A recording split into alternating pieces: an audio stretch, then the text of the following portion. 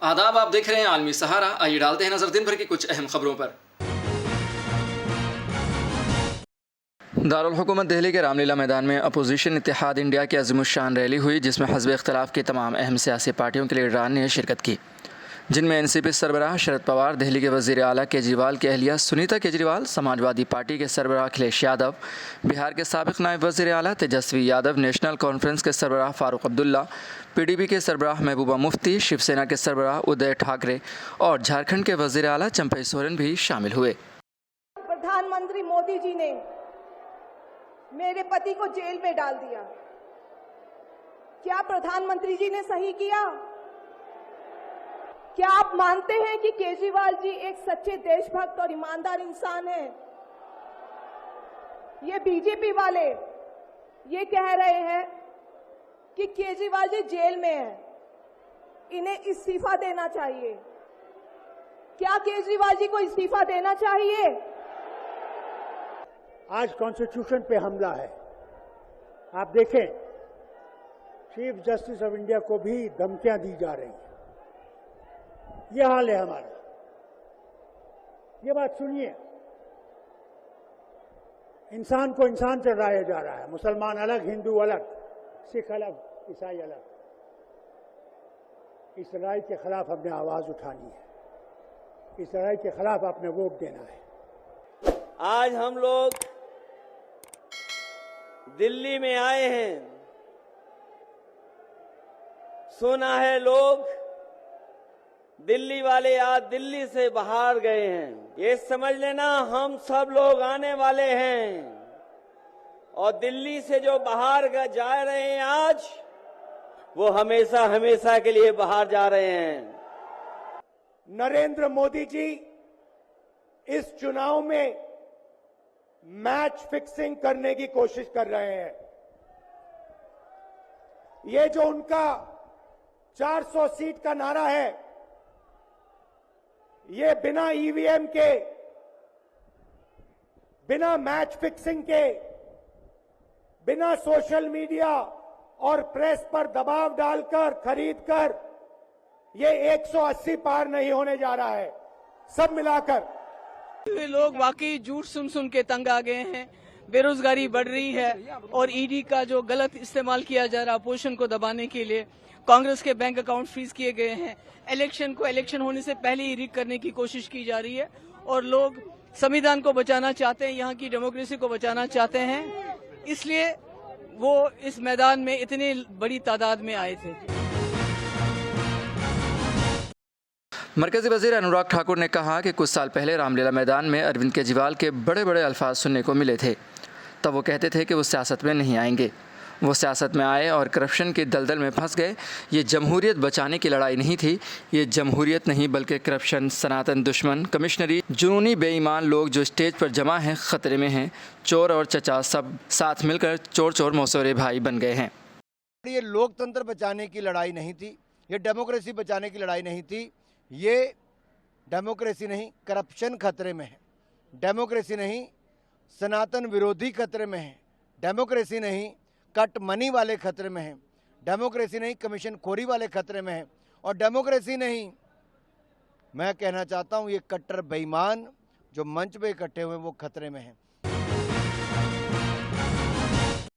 वज़ीर आज़म नरेंद्र मोदी के इंतखाबी जलसे ज़ोरों पर हैं। इस ज़िम्न में यूपी के मेरठ में पीएम मोदी ने एक इंतखाबी जलसे से खिताब किया। इस मौके पर उन्होंने कहा कि पूरा मुल्क बीजेपी को तीसरी बार मौका देने का मन बना चुका है। इस मौके पर एनडीए इत्तेहाद के कई लीडरान ने शिरकत की, खुसूसन आरएलडी के सरबराह जयंत चौधरी भी शामिल हुए और आवाम से खिताब किया। ये चुनाव इन दो खेमों की लड़ाई है।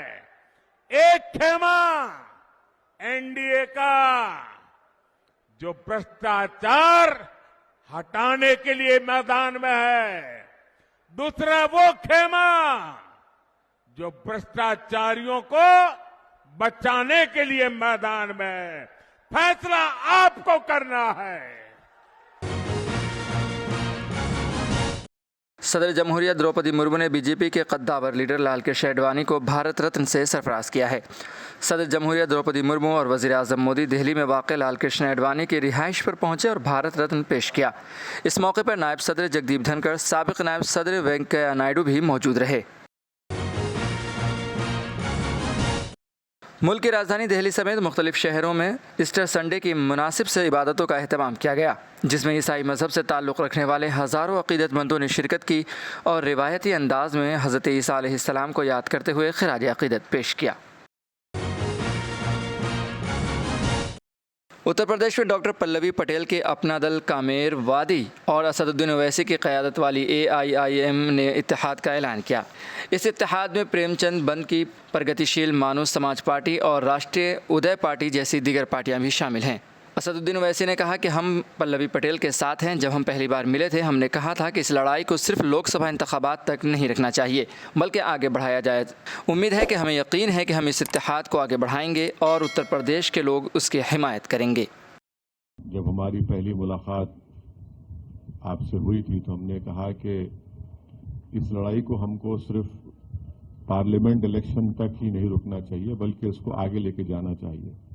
तो हमको उम्मीद है कि इंशाअल्लाह ताला ये जो PDM बना है सामाजिक न्याय के बारे में, उसको हम उसके साथ रहेंगे MIM पार्टी, और हम लोग इसको आगे लेकर जाएंगे। और मुझे यकीन है कि उत्तर प्रदेश की जनता इस PDM का साथ देगी। Bihar school examination board BSEB ने 31 मार्च बरोज़ इतवार बिहार बोर्ड के 10वीं इम्तिहान 2024 के नताइज का ऐलान किया है। इस साल बिहार बोर्ड में कुल 82.91% तलबा ने 10वीं पास की है। गजा की पट्टी में इमदाद की तकसीम के दौरान फायरिंग और भगदड़ का वाक़या पेश आया है। फ़िलिस्तीनी रेड क्रेसेंट के मुताबिक वाक़े में 5 अफराद हलाक और दर्जनों ज़ख्मी हुए हैं। वाक़या उस वक्त पेश आया जब खुराक से लदे ट्रकों की आमद के मौके पर हज़ारों लोग जमा थे। ऐनी शाहिदीन ने AFP को बताया कि इमदाद की तरसील की निगरानी करने वाले गजा के बाशिंदों ने हवाई फायरिंग की, जबकि इलाके में मौजूद इसराइली फोर्सेस ने भी फायरिंग की। इसराइल की फ़ौज ने इस मामले पर फौरी रद्द-ए-अमल नहीं दिया है। जामा मस्जिद आया सोफिया कबीर में सलवात तस्बीह की अदायगी के बाद का मंजर देखा जा सकता है। वाज़ह है कि आया सोफिया को 86 साल बाद 2020 ईस्वी में तुर्क सदर एर्दोगान ने मस्जिद के तौर पर बहाल करने का ऐलान किया था। इससे कबल आया सोफिया बतौर म्यूज़ियम इस्तेमाल में लाया जा रहा है, जिसे लाखों गैर मुल्की सयाह देखने आया करते हैं। फ़िलहाल खबरनामे में इतना ही। हमें दीजिए इजाज़त और ताज़ा तरीन खबरों के लिए देखते रहें आलमी सहारा।